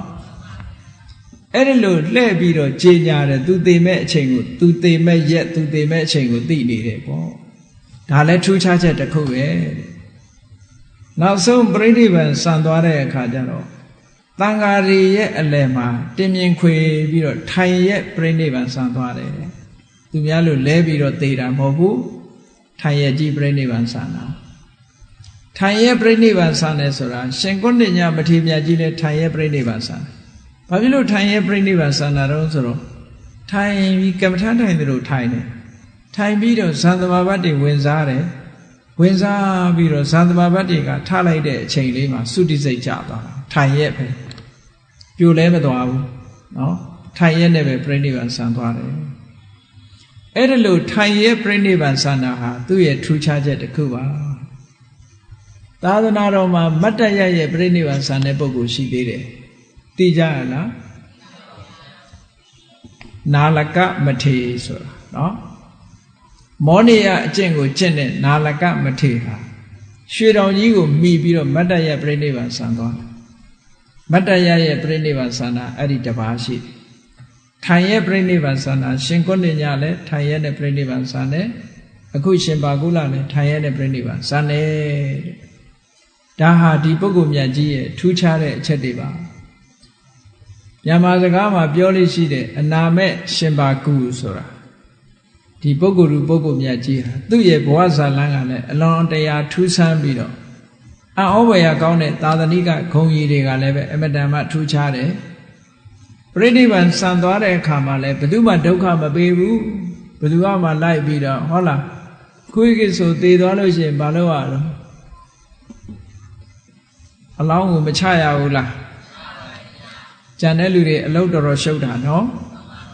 ကြံတဲ့လူတွေအလုတ်တော်တော်ရှုပ်တာဒီအလောင်းကြီးချထားတာကျန်းနေတဲ့အခါကျတော့ဒါကြီးကိုတည်ရတယ်မိသကြိုရတယ်မလုပ်ရဘူးလားရှင်ပါကုလကအဲ့ဒီလိုသူများကိုလည်းဒုက္ခမပေးခြင်းတဲ့အခါကျတော့သူကအဋ္ဌံထားခဲ့တာသူ့အလောင်းကိုဘယ်သူမှတကြိုစရာမလိုဘူး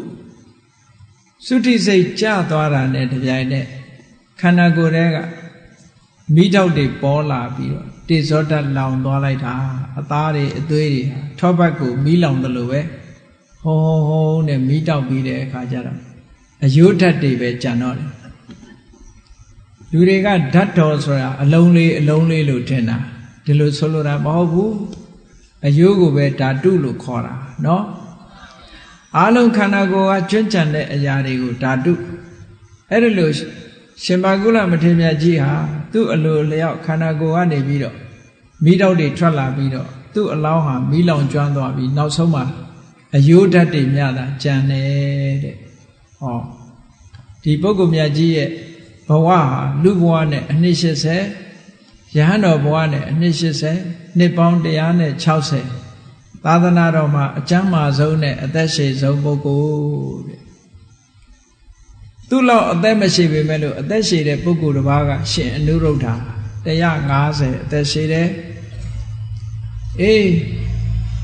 ဒီတဲ့နောက်သူတို့လောက်အသက်မရှိပေမဲ့လို့အသက်ရှည်တဲ့ပုဂ္ဂိုလ်တွေဘယ်သူတွေတုံးဆိုရှင်မာကတ္တဗက120ဝိသခာကလည်းပဲကျောင်းမာကြီးကလည်းအသက်ရှည်တယ်120ရှင်အာနန္ဒာကလည်းအသက်120တဲ့အသက်တန်းရှည်တဲ့ပုဂ္ဂိုလ်တွေရှိတယ်နော်အေးအသက်ရှည်ပြီးတော့အသက်လည်းအရှည်ဆုံးကျမ်းလည်းကျမ်းမာဆုံးဆိုတာတော့ဟောဒီအနာမဲ့ရှင်ပါကုလပါပဲအေးဒါကြောင့်မို့လို့ထူးခြားတဲ့ဘဝကိုရောက်တယ်ဆိုတာထူးခြားတဲ့ကုသိုလ်ကောင်းမှုတွေကိုလုပ်ခဲ့မှသာလေထူးခြားတဲ့အကျိုးကျေးဇူးတွေကိုရနိုင်တာထူးခြားတဲ့ဘဝကိုရမှာဖြစ်တယ်ဒါကြောင့်မို့တရားချစ်ခင်သူတော်စင်ပြိဿတ်တို့သည်ထူးခြားတဲ့ကုသိုလ်ကောင်းမှုကိုပြုလုပ်ခြင်းဖြင့်ထူးခြားတဲ့ဘဝကိုရပြီးနောက်ဆုံးအထူးခြားဆုံးဖြစ်တဲ့နိဗ္ဗာန်ချမ်းသာကိုတို့တွေမျက်မှောက်ပြုနိုင်ဖို့အတွက်ပါရမီကုသိုလ်ဓုတွေကိုစီးပူးအထောက်ရမယ်လို့တန်ဋိဌာန်ချပြီးပါရမီကုသိုလ်ဓုများကိုစီးပူးအထောက်နိုင်ကြပါစေကုန်သတည်း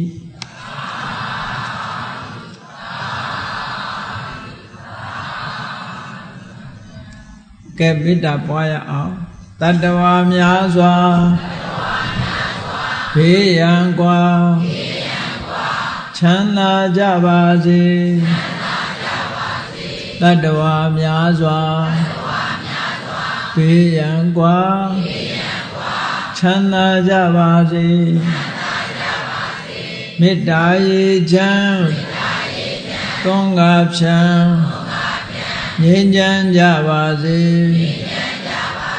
မေတ္တာရေချမ်းသွန်ကားဖြံငြိမ်းချမ်းကြပါစေသက်ရှိချမ်းသာစိတ်ချမ်းသာလိုရာဆန္ဒပြည့်ပါစေ